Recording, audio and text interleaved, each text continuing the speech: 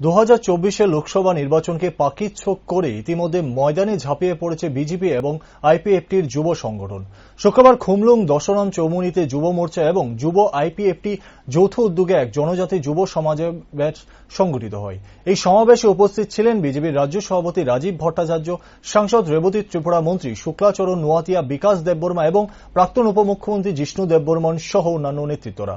সমাবেশে বক্তব্য রাখতে গিয়ে প্রদেশ বিজেপি সভাপতি রাজীব ভট্টাচার্য বলেন, বিজেপি আইপিএফটি জোট সরকার জনজাতিদের পাট্টা, জনজাতিদের ছাত্রছাত্রীদের শিক্ষার গুণগত মান উন্নয়নের জন্য হাজার হাজার কোটি টাকা খরচ করেছে ইতিমধ্যে।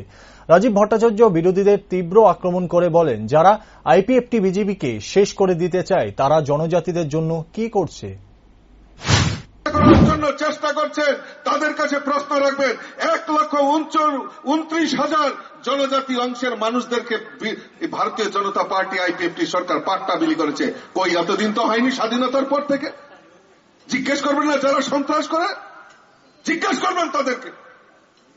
আজকে ভারতীয় জনতা পার্টি সরকার প্রতিষ্ঠার পর প্রায় 1,32,340 জন ছাত্রছাত্রীকে, যারা জনজাতি ছাত্রছাত্রীরা বিভিন্ন হোস্টেলে থেকে পড়াশোনা করেন, তাদের শিক্ষার জন্য 1,32,340 জন ছাত্রছাত্রীকে আর্থিকভাবে সহায়তার কাজ যদি করে থাকে ভারতীয় জনতা পার্টি আইপিএফটি সরকার করেছে। জিজ্ঞেস করবেন তাদেরকে, তারা তখন কোথায় আন্দোলন করেছিল।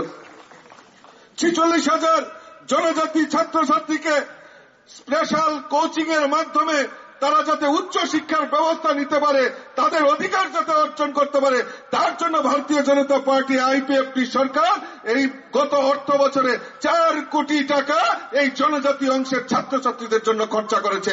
কই জিজ্ঞেস করবেন আন্দোলনকারীদের, তারা কখনো বলেছে কিনা।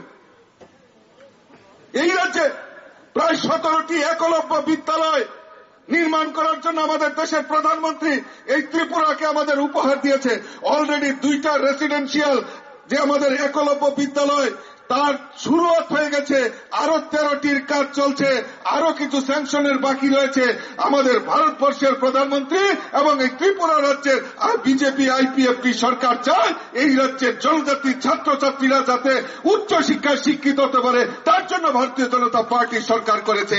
জিজ্ঞেস করবো যারা আন্দোলনকারী, যারা ওই বিজেপিকে আইপিএফটিকে ডান্ডা দিয়ে ঠান্ডা করার চেষ্টা করছে, জিজ্ঞেস করবেন তাদেরকে, তারা এই শিক্ষার জন্য কোন আন্দোলন করেছে কিনা এই রাজ্যে।